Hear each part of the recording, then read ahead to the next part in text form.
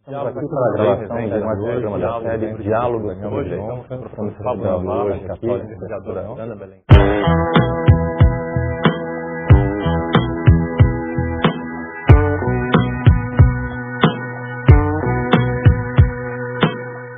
Vou fazer uma pergunta sincera, depois a gente pode cortar se eu achar inadequada, mas eu não conhecia quando era menino. Eu ouvi falar de um tal de Marco Sintra que propõe um tal de imposto único. E assim, no senso comum parecia uma loucura. E a impressão que dava para quem estava de fora, que aqui vai dar uma espécie de proposta, um gancho para uma projeção de uma carreira pública, para se tornar deputado, senador ou coisa parecida, e que o mote era o imposto único. E vendo a carreira do senhor, a gente percebe que o senhor foi deputado, fez o seu papel e não quis mais ser deputado, foi vereador, fez seu papel e não se interessou mais em ser vereador, foi secretário de Finanças no Mercado do Campo, de Planejamento em São Paulo, vários cargos públicos importantes. Ou seja, a gente percebe que era um ideal realmente do senhor, luta por isso, contra todos de várias formas. E nas últimas eleições, eu tenho que confessar para o senhor que eu fiquei procurando no site dos candidatos o nome do senhor para votar no senhor. Não fui candidato. E o senhor não foi candidato, ou seja, não foi efetivamente um mote para estar se projetando eleitoralmente. O Eurico, você sabe que isso que você está dizendo me dá a oportunidade de falar duas coisas que eu acho muito importantes. Primeiro, eu acho uma tristeza. E eu, quando fui deputado federal, apresentei um projeto de lei que foi sumariamente engavetado, que me fez, inclusive, receber caravanas e caravanas de pessoas que vinham me hostilizar por causa do projeto, e que dizia o seguinte: da mesma forma que a nossa tradição republicana não admitia e continua admitindo agora parcialmente a reeleição, ou seja, a permanência em determinadas funções, eu quis estender esse impedimento também para cargos do Legislativo. Eu acho um absurdo que pessoas se elejam deputados e fiquem deputados por 4, 8, 12, 15, 20, 30 anos. Há vereadores que são vereadores há 40 anos. Eu pergunto, o que uma pessoa pode propor a um país, a uma sociedade, que ele não possa fazer em 4 anos, quem sabe em 2 mandatos em 8 anos? Acho que não há como, não é saudável por uma economia transformar a política em emprego. E muita gente faz da política um emprego, um modo de vida, a ponto, inclusive, de abandonar a sua profissão. Eu não abandonei a minha.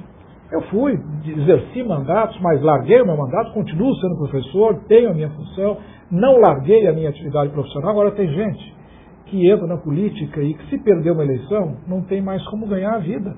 Então, essa pessoa que passa a depender da política para a sua sobrevivência é capaz de tudo, de qualquer coisa, para se preservar no cargo, para manter condições. Então, eu apresentei o projeto que proibia a reeleição também no Executivo, só 2 mandatos.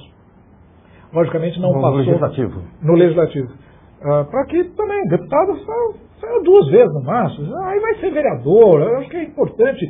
A atividade do Legislativo política deve ser uma atividade que todo cidadão deve poder querer exercer durante uma determinada fase da sua vida. Jamais fazer disso uma profissão.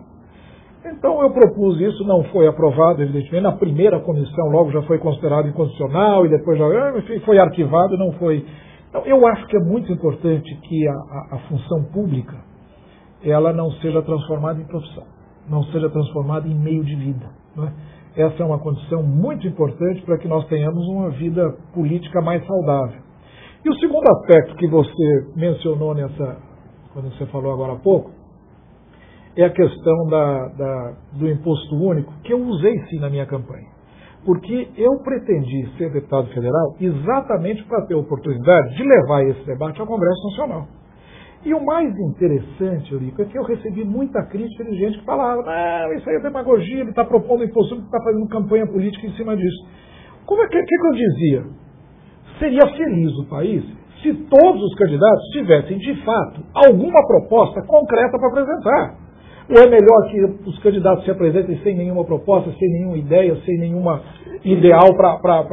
Eu acho que talvez na história do país foi um dos poucos representantes eleitos em razão de uma ideia. Você surgiu com essa ideia e defendi, defendeu apresentei no Congresso Nacional, aprovei na Comissão de Constituição e Justiça, aprovei na Comissão de Reforma Tributária, hoje é a PEC 474/2001.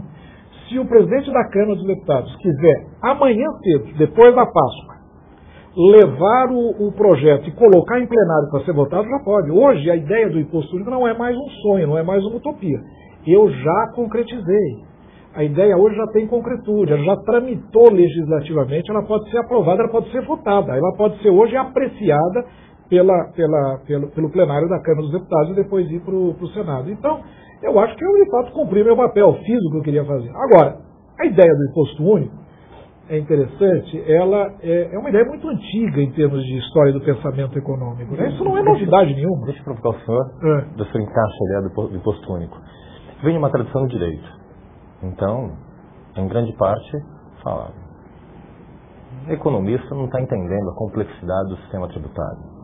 Porque eu tenho impostos regulatórios, então não dá, vai distorcer a economia. O jurista está falando que vai distorcer a economia, não é?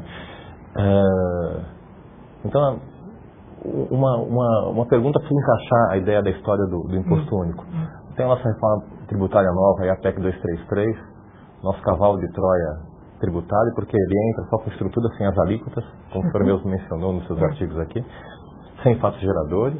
Então, isso vai ser regulado por lei ordinária, simples. O imposto único, professor, trazendo aí a história do senhor, qual seria a alíquota do imposto único?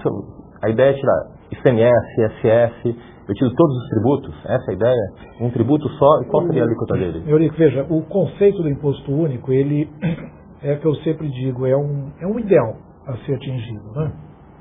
Porque há muito tempo os economistas vêm falando em imposto único. Os fisiocratas no século XVIII já propunham imposto único, né?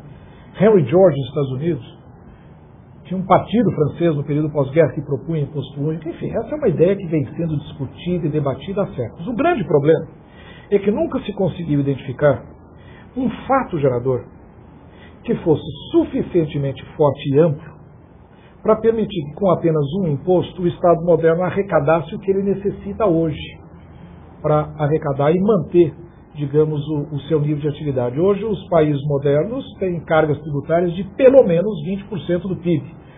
Os países europeus chegam a 50% do PIB. No Brasil estamos próximos de 36% do PIB a nossa carga tributária. Então, o grande problema sempre foi como identificar a base tributária, o fato gerador, que seja suficientemente amplo para permitir que, com uma alíquota baixa, porque a alíquota é muito alta e induz a sonegação e a evasão, o Estado moderno arrecade 20%, 30%, 35% do PIB, e nunca se conseguiu encontrar isso. Nunca. Né? Os socialistas utópicos, que eram defensores do modelo do imposto único, por exemplo, os fabianos, todos eles, propunham que o imposto único incidisse sobre o valor da terra.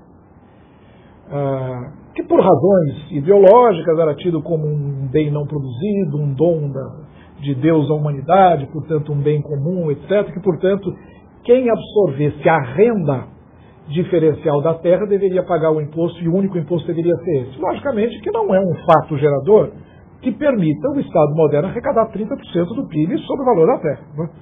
Então, nunca se viabilizou a ideia do imposto único. Agora, aconteceu uma coisa muito importante a partir da década de 50, que foi a era da informática. A era da informática permitiu fazer com que a transação bancária